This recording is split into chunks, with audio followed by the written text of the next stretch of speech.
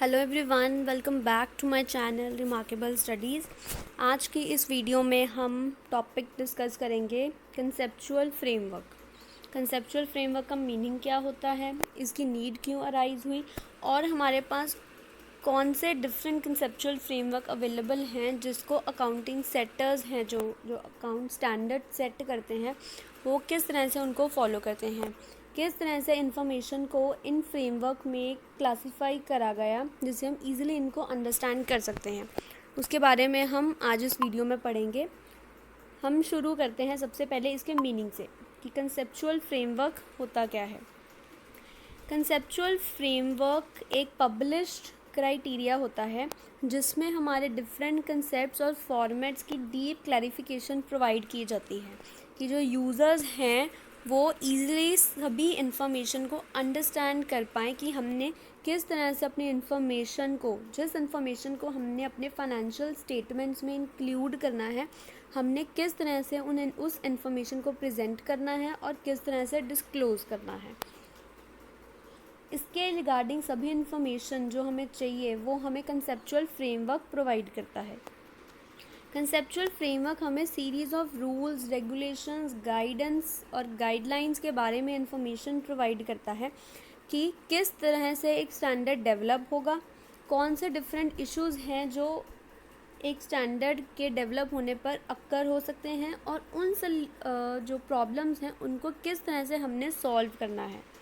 वो जो या अगर कोई एग्जिस्टिंग प्रॉब्लम्स हैं कि ऑलरेडी जो स्टैंडर्ड पब्लिश हो चुके हैं उनके रिगार्डिंग कुछ इश्यूज़ अक्कर हो गए हैं, उन इश्यूज़ को भी हमने किस तरह से सॉल्व करना है, उसके रिगार्डिंग हमें इंफॉर्मेशन कंसेप्चुअल फ्रेमवर्क प्रोवाइड करता है। अब नीड, कंसेप्चुअल फ्रेमवर्क की नीड क्यों अराइज हुई। कुछ क्रिटिकल डिस्कशंस होती हैं जिनके रिगार्डिंग हमें एक्सप्लिसिट डेफिनेशंस चाहिए होती हैं।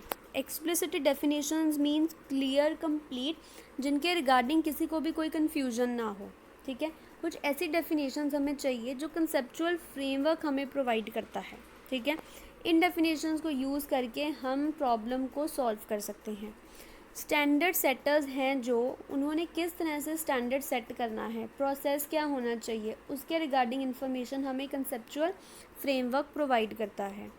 जो ऑडिटर्स हैं, अकाउंटेंट्स हैं या फिर बुक कीपर्स या कोई भी और पर्सन है जिसने हमारे फाइनेंशियल स्टेटमेंट्स को प्रिपेयर करना है, किस तरह से उसने प्रिपेयर करना है, उसके रिगार्डिंग इंफॉर्मेशन हमें ये कंसेप्चुअल फ्रेमवर्क प्रोवाइड करता है। To eradicate personal biasness. Personal biasness means मेरे कुछ अपने मोटिव्स हैं, मैंने अपने अकॉर्डिंग स्टेटमेंट्स को चेंज नहीं करना। कुछ पहले ही स्टैंडर्ड्स फॉर्मेट सेट करे हुए हैं, हमने सिर्फ उन स्टैंडर्ड्स को यहाँ पर फॉलो करना है अपने फाइनेंशियल स्टेटमेंट्स को क्रिएट करने के टाइम। इसलिए यहाँ पर हमारी जो बायसनेस है वो इंक्लूड नहीं होगी। जो हमारी फाइनेंशियल स्टेटमेंट्स हैं वो ट्रू पिक्चर डिपिक्ट करेंगी हमारी कंपनी के स्टेटस के रिगार्डिंग। टू लीड कंसिस्टेंसी, अब सभी एक ही पैटर्न को फॉलो कर रहे हैं तो वहाँ पर यूनिफॉर्मिटी होगी और कंपेरेबिलिटी होगी जिससे कंसिस्टेंसी बनी रहेगी। Help in resolving different issues, कौन से प्रॉब्लम्स हैं जो ऑलरेडी एग्जिस्टेंस में है या फिर इन फ्यूचर में हो सकती हैं, उनके रिगार्डिंग किस तरह के सल्यूशंस हमें चाहिए, वो सल्यूशंस हमें कंसेप्चुअल फ्रेमवर्क प्रोवाइड करता है क्योंकि हमने ऑलरेडी सभी फॉर्मेट्स कंसेप्ट्स को क्लियरली इसमें डिफ़ाइन करा है जिससे हम ईजिली उनको अंडरस्टैंड कर सकते हैं। हमारे पास 3 तरह के कंसेप्चुअल फ्रेमवर्क अवेलेबल हैं। Conceptual framework of FASB। FASB means financial accounting standard board. Second है हमारे पास conceptual framework of IASB। IASB means international accounting standard board. और जो थर्ड है IASB and FASB common conceptual framework. अब हम जो वीडियोस स्टडी करेंगे, ठीक है, उनमें हम इन तीनों कंसेप्चुअल फ्रेमवर्क को डिस्कस करेंगे। ठीक है, कि इन तीनों फ्रेमवर्क में हमने किस तरह से इंफॉर्मेशन को क्लासिफाई करा, किस तरह से हम इस मतलब ये जो फ्रेमवर्क है इसको समझते हैं।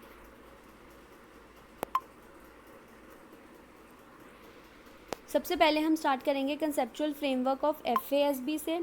उसको स्टार्ट करने से पहले हम यहाँ पर FASB के मीनिंग को डिस्कस करेंगे। FASB का मतलब है फाइनेंशियल अकाउंटिंग स्टैंडर्ड बोर्ड, ठीक है। ये जो बोर्ड है ये 1973 में इस्टेब्लिश हुआ। ये एक इंडिपेंडेंट नॉन प्रॉफिट ऑर्गेनाइजेशन की तरह वर्क करता है, ठीक है। ये जो बोर्ड है इसका मेन मोटिव है कि इसने फाइनेंशियल अकाउंटिंग और रिपोर्टिंग के रिलेटेड अकाउंटिंग स्टैंडर्ड्स को डेवलप करना है और उनको पब्लिश करना है, ठीक है। ये पब्लिश करते हैं पब्लिक और प्राइवेट कंपनीज़ के लिए, और जो not for the profit organisations work करती हैं उनके लिए, जो गैप को फॉलो करते हैं। Gap means generally accepted accounting principles, जो हमें प्रिंसिपल्स और कंसेप्ट्स के रिगार्डिंग इन्फॉर्मेशन प्रोवाइड करती है कि हमने किस तरह अपनी इन्फॉर्मेशन को प्रेजेंट करना है और उनको डिस्क्लोज करना है। FASB जब भी एक स्टैंडर्ड को क्रिएट करती है वो उस टाइम पर एक प्रोसेस फॉलो करती है। प्रोसेस जैसे सबसे पहले उनको कमेंट रिसीव होते हैं, ठीक है। उन कमेंट्स के थ्रू वो अपने एजेंडा सेट करते हैं, फिर वो एक्सपोजर ड्राफ्ट पब्लिश करते हैं, फिर उसको रिव्यूज़ मिलते हैं, उनको वो रिवाइव करती है, सॉल्व करती हैं, और फिर उनके बाद उनका एक स्टैंडर्ड पब्लिश होता है। नया स्टैंडर्ड अगर पब्लिश करना है या फिर पुराने स्टैंडर्ड में कुछ मॉडिफिकेशंस करनी है, उनके लिए भी वो एक प्रॉपर प्रोसेस को फॉलो करते हैं। प्रॉपर एक रिसर्च करी जाती है बोर्ड के थ्रू कि जो भी उनका फाइनल डिसीजन हो वो करेक्ट हो, फाइनल डिसीजन जो होगा उनका उससे कोई नई प्रॉब्लम्स इमर्ज ना हो, इसलिए वो पहले प्रॉपर रिसर्च करते हैं। डिसीजन मेकिंग के लिए उनके स्टैंडर्ड्स हेल्प करें, इस तरह के वो क्वालिटी स्टैंडर्ड्स बनाना चाहता है FASB, ठीक है। क्लियरली और टाइमली हर तरह की इन्फॉर्मेशन यूज़र्स को मिल जाए कि उनको कहीं किसी भी तरह की कोई प्रॉब्लम ना हो, यही मेन मोटिव होता है हमारे FASB का। अब हम करेंगे study expedition of FASB। Expedition means mission, main aim, goal क्या है FASB के। फर्स्ट है टू इनकरेज कन्वर्जेंस। कन्वर्जेंस का मतलब मैंने पहले भी आपको बताया था पिछली वीडियो में। कन्वर्जेंस का मतलब होता है कि सभी ने सिंगल सेट ऑफ प्रोसीजर्स और अकाउंटिंग स्टैंडर्ड्स को फॉलो करना है, ठीक है, जिससे कंसिस्टेंसी बनी रहेगी, उसको हम बोलते हैं कन्वर्जेंस। मेन मोटिव इनका यही था कि इन्होंने कन्वर्जेंस को इनकरेज करना है। अगर एग्जिस्टिंग स्टैंडर्ड्स में कोई डेविएशंस हैं उनको सबसे पहले चेक करना और ट्राई करना कि उन डेविएशंस को, जो प्रॉब्लम्स हैं, हम किस तरह से उनको सॉल्यूशंस में कन्वर्ट कर सकते हैं, जिससे हम अपनी वीकनेस को स्ट्रेंथ बना सकें। Time to time proper updates और मॉडिफिकेशंस करते रहना है उन्होंने अपने अकाउंटिंग स्टैंडर्ड्स में। जितने भी कंसेप्ट्स, फॉर्मेट्स या डेफिनेशंस उन्होंने अपने अकाउंटिंग स्टैंडर्ड्स में बनाई है वो क्लियर होनी चाहिए, किसी भी पर्सन को किसी की कंसेप्ट के रिगार्डिंग कोई कन्फ्यूजन ना हो, इस तरह की एक्सप्लेनेशन उन्होंने प्रोवाइड करनी है। FASB always want to be a source of guiding and educating the resource persons. Resource persons means जो हमारी फाइनेंशियल स्टेटमेंट्स बनाते हैं, जैसे अकाउंटेंट्स हैं, बुक कीपर्स हैं, उनको FASB के थ्रू प्रॉपर गाइडेंस मिलती रहे, जिससे वो करेक्ट फाइनेंशियल स्टेटमेंट्स को क्रिएट कर पाएँ। अब हम आ जाते हैं अपने मेन टॉपिक पर, जो है हमारा FASB's कंसेप्चुअल फ्रेमवर्क। FASB ने अपने फ्रेमवर्क में सीरीज़ ऑफ स्टेटमेंट्स इशू करी। इन्होंने मेन 8 स्टेटमेंट्स इशू करी। कितनी स्टेटमेंट इशू करी इन्होंने? 8। और इन 8 स्टेटमेंट्स में इन्होंने अपने सभी कंसेप्ट्स को क्लासिफाई कर दिया, ठीक है। अब हम 1 बाय 1 इन सभी स्टेटमेंट्स को स्टडी करेंगे कि इन स्टेटमेंट्स में किस तरह की इन्फॉर्मेशन को इन्होंने इंक्लूड करा। फर्स्ट स्टेटमेंट है इनकी objectives of reporting by business enterprises. Second है क्वालिटेटिव कैरेक्टरिस्टिक्स ऑफ इंफॉर्मेशन, कि जो इन्फॉर्मेशन इन्होंने अपनी स्टेटमेंट में इंक्लूड करनी है उसमें कौन सी क्वालिटीज़ होनी चाहिए।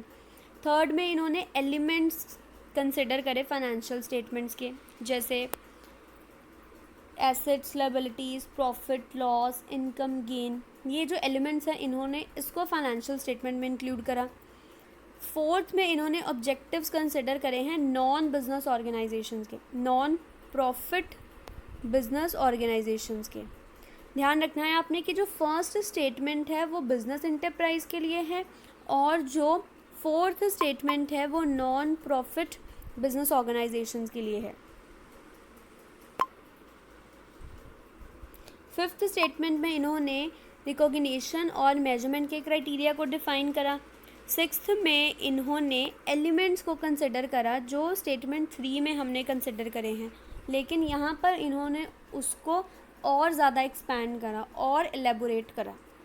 सेवन्थ स्टेटमेंट में इन्होंने हमें कैश फ्लो के बारे में और प्रेजेंट वैल्यू के बारे में इंफॉर्मेशन प्रोवाइड करी और एट्थ में इन्होंने फ्रेमवर्क फॉर फाइनेंशियल रिपोर्टिंग के बारे में बताया। ये जो 8 स्टेटमेंट्स इन्होंने इशू करी हैं ये मेन 5 फील्ड्स को कवर करती हैं, मींस 5 सब्जेक्ट्स कवर कर रही है। फर्स्ट है जैसे ऑब्जेक्टिव्स क्या होंगे बिजनेस और नॉन बिजनेस ऑर्गेनाइजेशंस के, कौन से क्वालिटेटिव कैरेक्टरिस्टिक्स अवेलेबल होने चाहिए हमारी इन्फॉर्मेशन में, और कौन से एलिमेंट्स होंगे हमारी फाइनेंशियल स्टेटमेंट्स में, उन एलिमेंट्स को हमने किस तरह से रिकॉग्नाइज करना है और मेजरमेंट करनी है उनकी, और कैश फ्लो क्या है। मेन ये जो 8 स्टेटमेंट्स थी इन्होंने इन 5 सब्जेक्ट्स को कवर करा। अब हम 1 बाय 1 उन 8 स्टेटमेंट्स को स्टडी करेंगे। स्टार्ट करते हैं हम अपनी फर्स्ट स्टेटमेंट से। फर्स्ट स्टेटमेंट है हमारी objectives of financial reporting by business enterprises. ध्यान रखना है आपने हम यहाँ पर बिजनेस एंटरप्राइजेस की बात कर रहे हैं, not for the profit organisation, इसमें इंक्लूड नहीं करनी हमने। ये जो स्टेटमेंट है ये 1978 नवंबर 1978 में पब्लिश हुई। इस स्टेटमेंट ने फॉलोइंग ऑब्जेक्टिव्स फ्रेम करे। यहाँ पर उनकी हेडिंग्स हैं, आगे स्लाइड्स में मैंने इनकी एक्सप्लेनेशन ऐड करी है। फर्स्ट ऑब्जेक्टिव है कि रैशनल डिसीजन मेकिंग के लिए ये स्टेटमेंट हमारी हेल्प करे। Information regarding cash receipts and cash payments, money making assets कौन से हैं कंपनी के, उनके रिगार्डिंग हमें इंफॉर्मेशन मिले। कंपनी की फाइनेंशियल परफॉर्मेंस किस तरह की है, कंपनी कौन सी डिफरेंट एक्टिविटीज़ को परफॉर्म करती है अपनी अर्निंग्स जनरेट करने के लिए, और कंपनी की ड्यूटीज़ क्या हैं उनके रिगार्डिंग हमें इंफॉर्मेशन मिले। ये थे इनके मेन ऑब्जेक्टिव्स। अब हम इनको 1 बाय 1 एक्सप्लेन करते हैं। फर्स्ट ऑब्जेक्टिव है हमारा must help in rational decision making. Decision making process बहुत इंपॉर्टेंट प्रोसेस है हर फर्म के लिए, ठीक है। जो हमारे इन्वेस्टर्स हैं, स्टेक होल्डर्स हैं या फिर अदर वेंचर कैपिटलिस्ट हैं, उनकी डिमांड होती है कि उन्हें राइट इंफॉर्मेशन प्रोवाइड की जाए कंपनी की तरफ से, जिससे वो राइट डिसीजन ले पाएँ। डिसीजन वो लेते हैं फंडिंग के लिए, इन्वेस्टिंग के रिगार्डिंग या फिर सॉल्वेंसी के रिगार्डिंग। जो हमने फाइनेंशियल रिपोर्ट्स प्रिपेयर करनी है, ठीक है, उसमें हमने जितनी भी इंफॉर्मेशन प्रोवाइड करनी है वो हमेशा करेक्ट होनी चाहिए, जिससे जो हमारे इन्वेस्टर्स हैं वो सही टाइम पर राइट डिसीजन ले पाएँ। Information must be perspicuous. Perspicuous means clearly expressed, accurate, reliable और क्रिस्टल क्लियर इन्फॉर्मेशन वो होनी चाहिए। तभी जो हमारे जो इन्वेस्टर्स हैं, स्टेक होल्डर्स हैं, वो रैशनल डिसीजन ले पाएंगे, ठीक है। इन्वेस्टर्स नहीं या फिर अगर और भी कोई पर्सन है जो डिसीजन लेना चाहता है, ठीक है, कंपनी के फेवर में, तो उसके लिए फॉरमोस्ट रिक्वायरमेंट है कि उनके पास सही इन्फॉर्मेशन होनी चाहिए जिसको वो एनालाइज करके डिसीजंस ले पाएँ। नेक्स्ट ऑब्जेक्टिव है हमारा information regarding cash receipts and cash payments. कहाँ से फर्म को कैश रिसीव हो रहा है, कहाँ पर फर्म ने कैश पेमेंट्स करी हैं, उनके रिगार्डिंग सारी इन्फॉर्मेशन हमें मिलनी चाहिए। वो जो इन्फॉर्मेशन है कैश रिसीट्स और पेमेंट्स के रिगार्डिंग, उसको हमने इस तरह से प्रेजेंट करना है कि हमें इन्फॉर्मेशन मिले कि टोटल कैश कितना है फर्म के पास और किस टाइम पर हमने उस कैश को रिसीव करा है या फिर हमने कैश की पेमेंट्स करी है, उनके बारे में हमें पता होना चाहिए। And the most important, precariousness of cash receipts and payments from the different activities. Precariousness का मतलब होता है कि कहाँ पर हमारी जो अर्निंग्स है उसमें डाउनफॉल आया, ठीक है, कहाँ पर इनकन्सिस्टेंसी क्रिएट हुई और कहाँ पर फ्लक्चुएशंस अराइज हो गई हमारे कैश रिसीट्स और पेमेंट्स में। यहाँ पर हमने उनके रिगार्डिंग सारी इन्फॉर्मेशन को प्रोवाइड करना है। अब डिविडेंड है, इंटरेस्ट है, या फिर हमने अपने कोई एसेट को सेल करा, या फिर हम पेमेंट कर रहे हैं अपने सप्लायर्स या क्रेडिटर्स को, ये डिफरेंट टर्म्स हैं जिनके लिए हम कैश रिसीट्स और कैश पेमेंट को यूज़ करते हैं। हमने उन सभी एक्टिविटीज़ को यहाँ पर इंक्लूड करना है जिनके लिए हमने कैश को रिसीव करा है और या फिर जिनके लिए हमने पेमेंट करी है। इंफॉर्मेशन क्लियर और राइट होनी चाहिए। नेक्स्ट ऑब्जेक्टिव है हमारा must furnish right statistics about the money making assets. कौन सी ऐसी एक्टिविटीज़ हैं जिनके थ्रू फर्म को अर्निंग्स हो रही हैं, कंपनी कैश रिसीव कर रहा है, हमने यहाँ पर उन सभी एसेट्स के बारे में इंफॉर्मेशन प्रोवाइड करनी है। इंफॉर्मेशन प्रॉपर होनी चाहिए, कंप्लीट होनी चाहिए, जिसमें कंप्लीट एक्सप्लेनेशन मिल जाए कि कंपनी कौन से एसेट्स को यूज़ करके अर्निंग्स को जनरेट कर रही है, ठीक है। इसमें हमने ये भी एक्सप्लेन करना है कि फर्म की डिफरेंट कमिटमेंट्स क्या हैं, कि कंपनी किस तरह से अपनी वेल्थ को यूटिलाइज़ कर रही है अपने कमिटमेंट्स को फुलफ़िल करने के लिए। मींस अगर वो पेमेंट कर रही है तो वो किन पर्सन्स को पेमेंट कर रही है, यहाँ पर हमने उसके रिगार्डिंग भी इंफॉर्मेशन प्रोवाइड करनी है। Reporting also mentions upshots. Upshots means affect, कि कंपनी में जितनी भी ट्रांजेक्शन्स हुई हैं, सर्कमस्टांसेस हैं, अफेयर्स हैं या फिर इवेंट्स अक्कर हुए हैं, उनका क्या अफेक्ट पड़ा है कंपनी के ऊपर, कि जो कंपनी के रिसोर्सेज हैं या फिर जो क्लेम्स हैं वो किस तरह से अफेक्ट हुए हैं। हमने यहाँ पर उनके रिगार्डिंग भी इंफॉर्मेशन प्रोवाइड करनी है कि जो हमारे मनी मेकिंग एसेट्स हैं जिनसे हम मेन इनकम को रिसीव कर रहे हैं, वो इनकम किस तरह से अफेक्ट हुई है, ठीक है। उस इनकम को हम कौन सी कमिटमेंट्स को फुलफ़िल करने के लिए यूज़ कर रहे हैं, यहाँ पर हमने उसके रिगार्डिंग राइट इन्फॉर्मेशन को फर्निश करना है। नेक्स्ट है information about financial performance.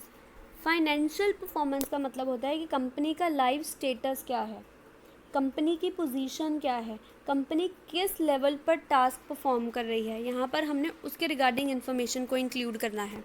Financial figures are very crucial for everyone, चाहे वो बोर्ड ऑफ डायरेक्टर्स हैं या फिर हमारे स्टेक होल्डर्स हैं या फिर हमारे एम्प्लॉयज़ हैं, सभी के लिए फाइनेंशियल फिगर्स बहुत इंपॉर्टेंट रोल प्ले करती हैं।